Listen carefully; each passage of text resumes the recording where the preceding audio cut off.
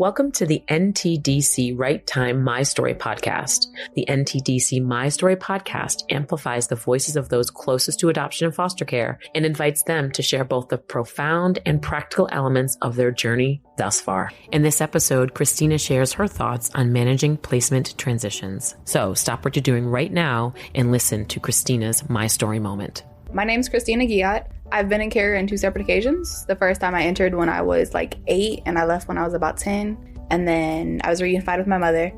Then I entered care again when I was 15 and I was adopted at age 17. When I got into my second home, we were supposed to be there for 3 days and it turned into 9 months. Being separated from family, entering foster care, and managing placement transitions can be challenging for so many children and youth. Christina remembers moving to new homes and the big and small adjustments and the impact all of this had on her. We did things a little differently. That kind of took away part of who we were, so I didn't necessarily feel welcome in her home. But whenever we were little, we used to say we need to use the bathroom. My foster mom was like, no, you can't say that. When I was little, it was easier, but as I got older, I could kind of see how we were supposed to act this way and be this way. Creating a safe, nurturing, and welcoming environment for children and youth entering new homes is critical. And there are a few important things Christina thinks would have made all the difference.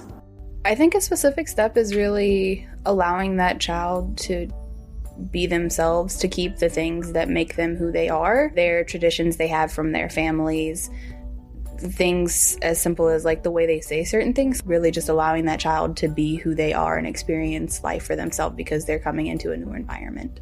Managing transitions and welcoming new family members requires adjusting the culture and operations of a household and ushering in new traditions. Honestly, the most important thing is to give that child the space to kind of grow on their own, give them the space to come to you, to form a relationship with you. Don't push your traditions, your beliefs. This is how we do things here. This is what you're supposed to do now. Allow them to form those connections and make those decisions for themselves.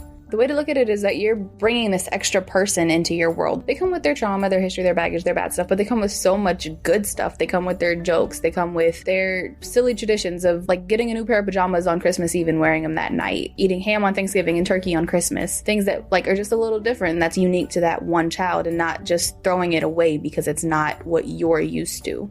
For me specifically, I'm a people pleaser. So it was figuring out who I'm supposed to be in this house, in this role. A large part of my identity is my family and where I come from. And kind of moving around without that, I felt like I really didn't know who I was and if I was going to be accepted into this new place that I was at. So it's figuring out, can I still be the same person that I've been and it be okay here? Or do I have to make small adjustments and changes to myself to be accepted in this home? I'm adopted and I have a biological family, but I don't feel like I fit in either one of them. It's very anxiety inducing. I'm very much here and I have these 2 lives that are so different because I feel like I don't fully embody one or the other. And so it feels like I'm not allowed to just be. How transitions are managed can impact identity development and a child or youth's sense of belonging and acceptance. Now, lean in and listen to Christina's important and expert advice. Honestly, the biggest tip is to just realize that you're taking in an individual, you're taking in a life. You're taking in story. You're their life right now. You're their family. You're the person that they're supposed to trust and look up to. To us, you may be the only foster parent. You may be the 3rd foster parent. Those small little things that you do can have a larger impact than you realize. My name is Christina, and this has been my story. Thank you for listening.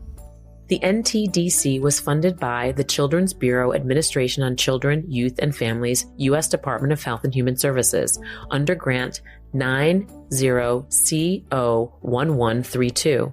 The contents of this podcast are solely the responsibility of the authors and do not necessarily represent the official views of the Children's Bureau.